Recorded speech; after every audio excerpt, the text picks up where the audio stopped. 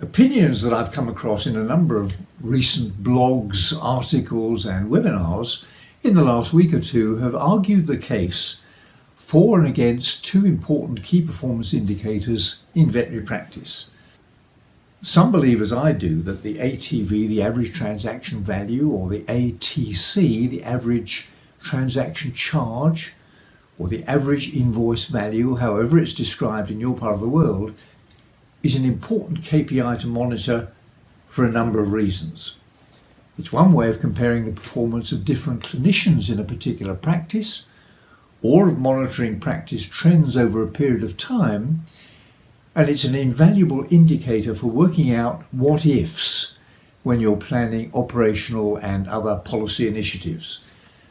What if, for example, would be the impact on profit if we could increase the average transaction value in this practice by £1 or £2 without changing our fee structure?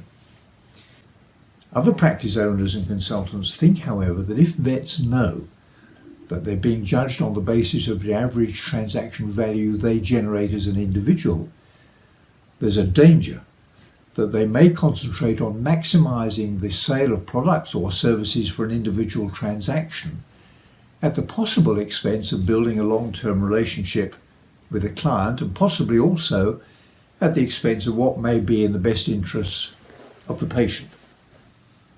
They suggest that a better measure is the annual spend per client, because what's important is not the value of an individual transaction, but the frequency that a client is prepared to visit the practice for professional advice. Calculating the ATV, of course, is simply total revenue in a period of time divided by the number of transactions, usually identified as the total number of invoices greater than 0. The revenue generated per client per annum, of course, is calculated from total revenue divided by the number of active clients. What's an active client? Well, most practices use the term to describe someone who sought and paid for advice at the practice during the last 12 months. I'd always recommend that both the number of active clients and the number of new clients needs to be recorded on the same date every month.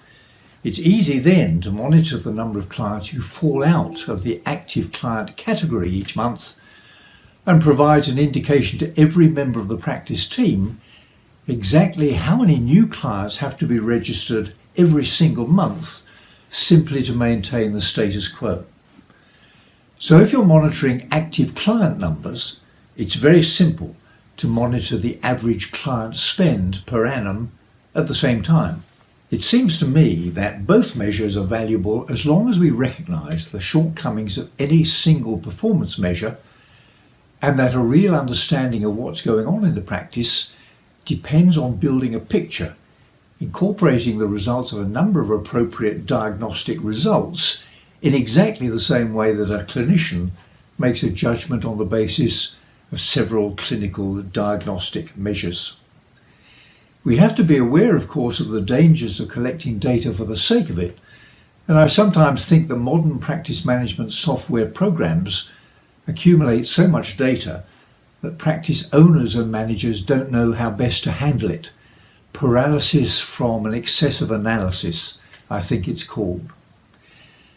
Perhaps the best approach is to select a very few KPIs in the first instance, identify any that indicate an adverse variance from expectations, and then select one or more additional indicators to identify the underlying problem or problems which need to be addressed.